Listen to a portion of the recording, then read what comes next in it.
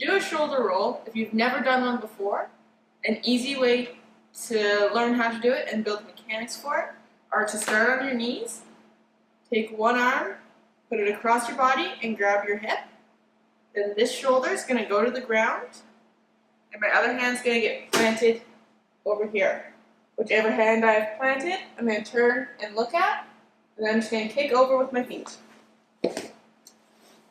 And that'll get you started with it. Once you get comfortable with that, you can move on to just doing it in one fluid motion. Sometimes it helps to go one knee up. This can help you get a little bit more momentum. You can start from one knee or just one knee up and then go from there. Like so.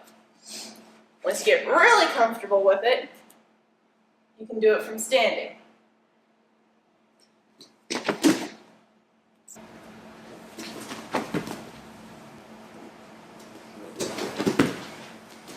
The easiest way I know to do a backward shoulder roll is I'm going to put one arm out and then I'm going to look the other way. Doesn't matter which arm I put out as long as I'm looking the other way. And then my legs are going to kick up and over the shoulder on the same side that I'm putting my arm out.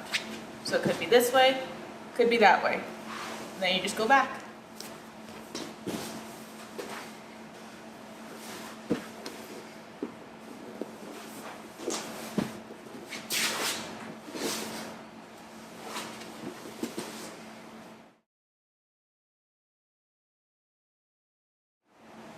Shoulder rolls can be really fun to practice, especially if you get good at them and you don't need a lot of space to do it.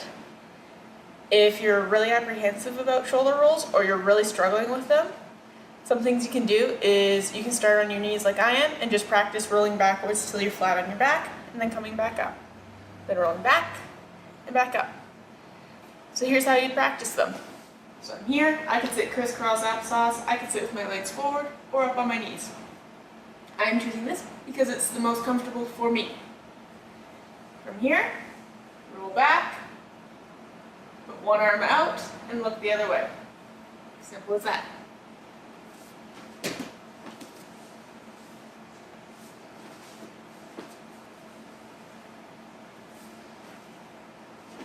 Next progression for your backward shoulder roll is going to be to, when you roll back, to roll back and try and get your toes to touch up above your head. You don't want it directly above your head. We're more aiming for your toes to touch up and more towards one shoulder.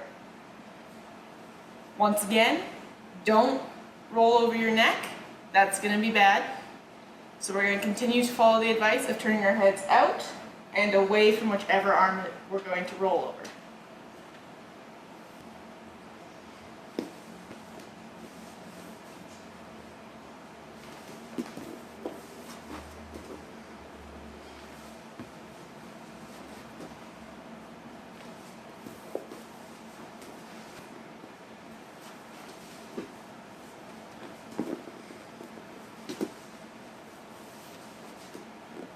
Alright, and for starting your forward shoulder rolls, if we're starting with the somersault, you're just going to gently put the top of your head on the mat, put both hands down, and then just slightly jump.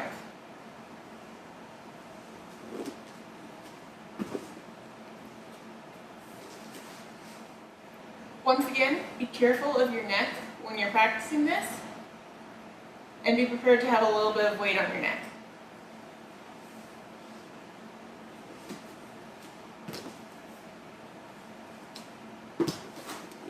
So the next progression for your forward shoulder roll practice from that little jump would be to tuck your chin all the way to your chest as you do that jump, and you're going to want to jump a little bit more than in the beginning.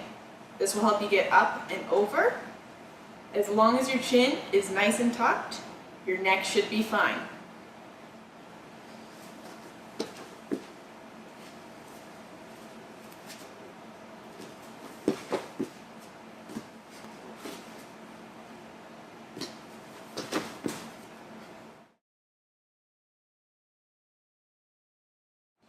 In Jiu-Jitsu, what can often end up happening is we end up getting our legs stacked way up above our head. This can end up putting a lot of pressure on our neck and shoulder area, which isn't exactly the safest. So what you want to do when that ends up happening is you want to safely bail by doing your shoulder roll to get out of it.